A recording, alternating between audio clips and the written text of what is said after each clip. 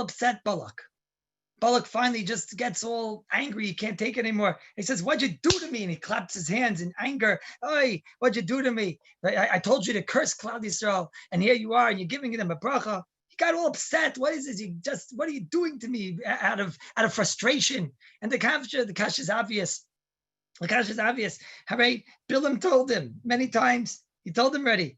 Hinei basi alecha ata yochel uchel davar muma davar sheyasim lekim b'piyah yisayah davar. It was told already many times. Whatever the Rebbeinu Shalom allows me to do, so that's what I'll do. I told him already. I don't know if I'll be able to curse Klal Yisrael. Imagine you hire a worker, and the worker, you tell him, "I need you to build me such and such. I need you to do such and such." He says, "Listen, I never before ever built such a thing, and I don't know if I'm the man for the job." He says, "No, just do it. You can't come to him afterward and be upset with him and come with kindness." So what does Balak want from poor Bilam? Oh, you have to feel bad for poor Bilam. Nebuch, he told him, "I try, and if I'm not successful, all you could do is a shtadlis." He probably told him to Balak. So Balak getting all in frustration. Balak, "Oh, what are you doing to me?" And this and that. What are you getting upset for? What is he getting upset for? As a place I talked to Halak at the Beis HaLevi, says a Moiritiki side. The Beis HaLevi tells us that there's 2 times when the person says the words like "uchol lasais davar zeh," like it says in the parsha. I can't, ich ken nicht. Like "uchol lasais davar zeh." There's 2 times when a person says such a thing. There's one time you tell a person, "You know what? If I give you $5,000, will you go over and slap that cop in the face? I'll give you $5,000. Says, "I can't do that. I can't do that. 5,000. I can't do that. Were you crazy? Slap a cop in the face with sugar, right? I can't do that, right?" But then you tell him, "I'll give you $5,000 if you could do me a favor and pick up that house." So he says, "I can't do that. I can't do it." Says the Beis HaLevi, what's the chilik between it? It's the same words. He said the same words with the same niggun. I can't do that. I can't do that. Says the Beis HaLevi, one, I can't do that is I can't do that. What are you mad? I'm going to go and slap a cop. You know what'll happen to me? I'll be in so much trouble and this and that or whatever.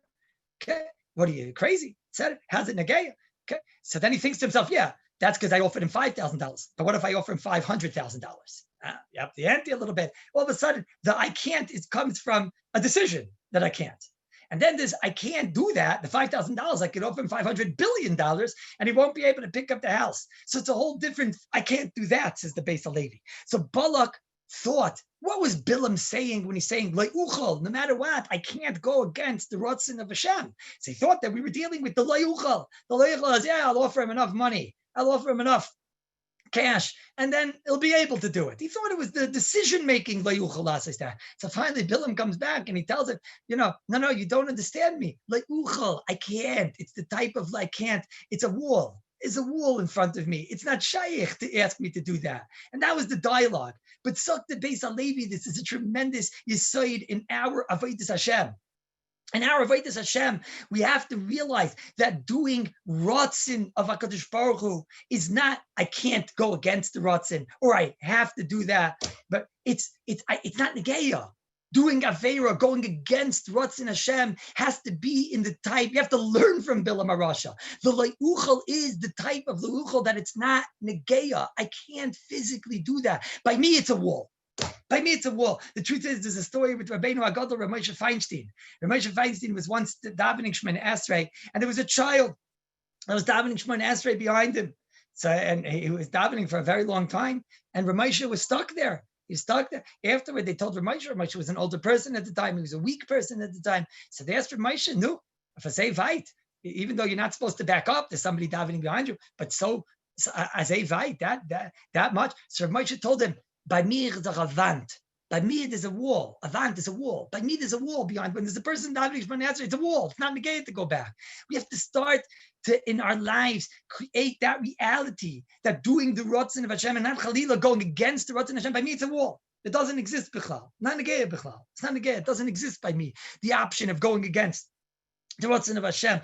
And it has to be also in our mitzvahs, Rabbi Sai. They tell a story of a certain tzaddik that after Tisha B'Av, he started to say, to his wife. He came home after Ma'ariv and he said to his wife, I can't go on anymore. I can't. So his wife quickly came over with water and she was very nervous, maybe because of the fast, the Tisha B'Av. He said, water, Vazer, no, I need a Gemara. He hasn't learned the whole day. It was Tisha B'Av. He didn't learn the entire day. By him, a Gemara was a cup of water, was a glass of Vazer, was oxygen.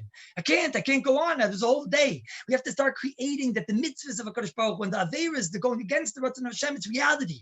It's like a wall. There's a story they say with the Brisker Rav.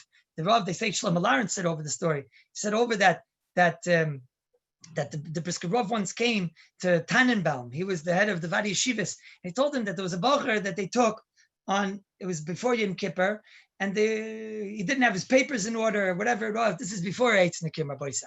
And they took him, he didn't have his papers in order, and they took him to jail for not having the proper papers, which gave him a tour from the army. So the Brisker Rav was very involved, and the Brisker Rav went to the head of the Vadi Yeshivas. It was Erev Yom Kippur, and he said, "You got to get this bacher out of jail before Yom Kippur." So he told him that it's not shaykh. I can't. So the Brisker Rav told him, listen to me. You want me to give you a bracha? So it's Erev Yom Kippur. So he told him, yeah. So he said, so then you can. You can get him out. You have your connections and you have to get him out of jail before Yom Kippur. So he said to the Brisker Rav, no, you can't. So he said to him, no. And if I would tell you that the bracha that I'd give you, it would be mekuyim. The bracha would actually come through, right? So then you'd find a way. So it's not that you can't, it's that you don't want. So he heard from the Brisker Rav and he decided he's going to make the effort. He had connections. So he went to a certain person that was in charge of that part of the jail and whatever. And he told him, listen, it's Erev Yom Kippur. You want a bracha from a great big tzaddik? Erev Yom Kippur, in those days, that meant something even to the generals in the, so he said to him, no, definitely. So he told him, listen, there's a bacher they put in jail and it's all bureaucracy. Help him get out before Yom Kippur. He said, it's not negay. The office is closed today, but right after Yom Kippur, I'll get him out. So he said to him, you could. You just don't want. No, that's not true. You could. You just don't want. So he told him, no, the office is closed. It's not again. He told him, you want a bracha from a big rabbi? He's a very big rabbi. So he told him, Avada, I want the bracha from the rabbi. He told him, well, if you want the bracha and you want the bracha to come true, so then you can. So he said, okay, I'll try. And he got him out before Yom Kippur. But that reality has to be by us. A reality that the mitzvahs of HaKadosh Baruch Hu and not going against the rotzen of HaKadosh Baruch Hu is a rule, it's a vant, it's a reality. It's not lo yuchal lasais. I can't. It's not shaykh for me to click a button that I shouldn't be pressing. It's not shaykh for me to say something that would hurt another yid. It's not shaykh for me to hear something which Jewish ears should not hear. It's not shaykh to me. It's impossible. Not lo yuchal. It's by me. It's impossible. Not it's my decision. It's impossible.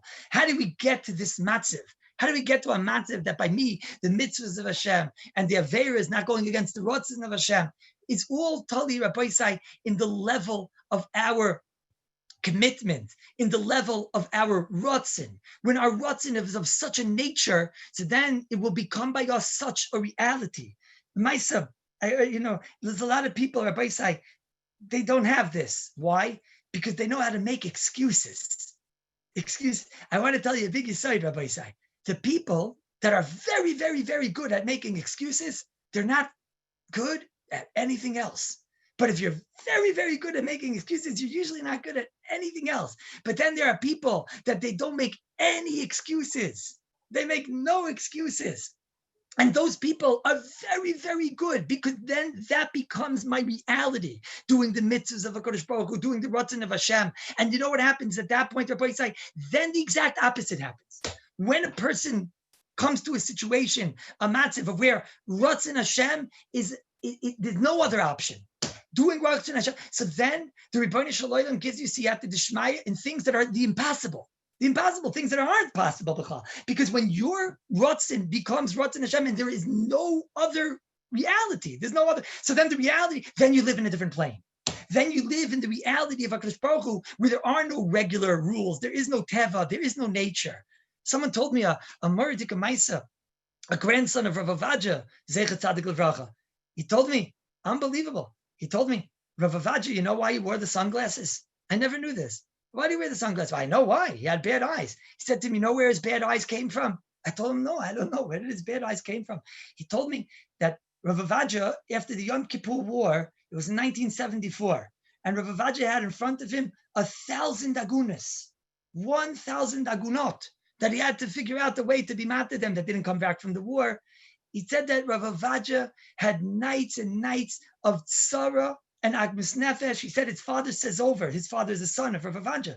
He said his father says over how he saw his father would cry and cry and cry for nights and nights and nights trying to master these agunot. And he had sleepless nights. And he wrote chuvas and chuvas and chuvas until he mastered over 900 agunas. And he had so much tsar and so much agus nefesh for Klal Yisrael and for the agunas befrat. And he cried so much that he got a machla in his eyes. And the machla left him blind. And he went to Hadassah, and the doctor told him, and he told me the name of the doctor. This person now became one of the heads of, his name is Professor Zoberman. Professor Zoberman said over, he's now, I don't know if what today, but he became one of the heads of Hadassah Hospital. This Professor Zoberman said that Rav Avadia was 100% legally blind. And there was nothing he could do. He ruined his eyes.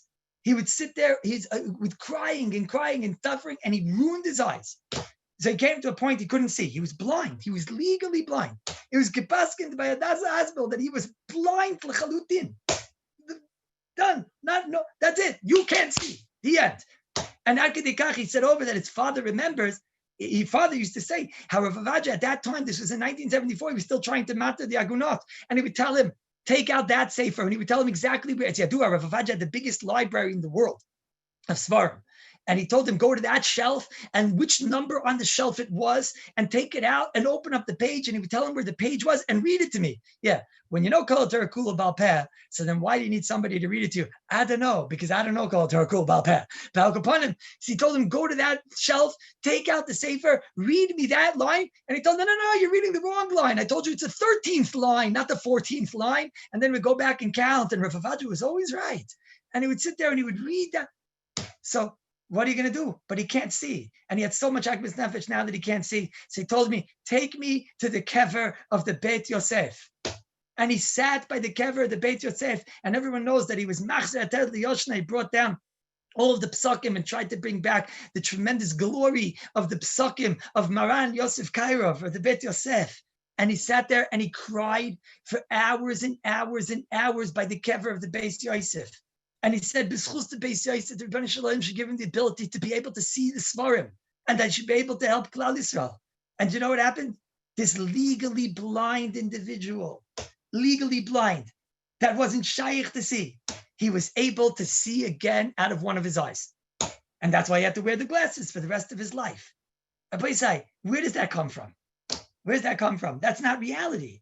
That's because when your reality is to be able to help Klal Yisrael, and when your reality is that by me to be able to learn Torah, that's what eyes are for, Rabbi Shalom. So you gave me eyes, so please bring me back my eyesight so that I can see. In the normal Gedarim, in the normal world of Teva, that doesn't happen. In the normal world, when you have your Ratzin, and you, so then the Rebbeinu Shalom's eyes are kafi that Metzias. But when you live in the plane that Rebbeinu Shalom gave eyes, and the purpose of these eyes is to learn Torah and to help Klal Yisrael, so then these eyes are different types of eyes. And that's what we have to do, Rabbi said. We have to learn from Bilam HaRasha. When Bilam HaRasha said, Lo yuchal, he meant, no, by me going against Ratzon Hashem, there's a reality. It's not a decision. Good Shabbos, Rabbi say. Shabbos. Good Shabbos, Rabbi say. Shabbos, Rabbi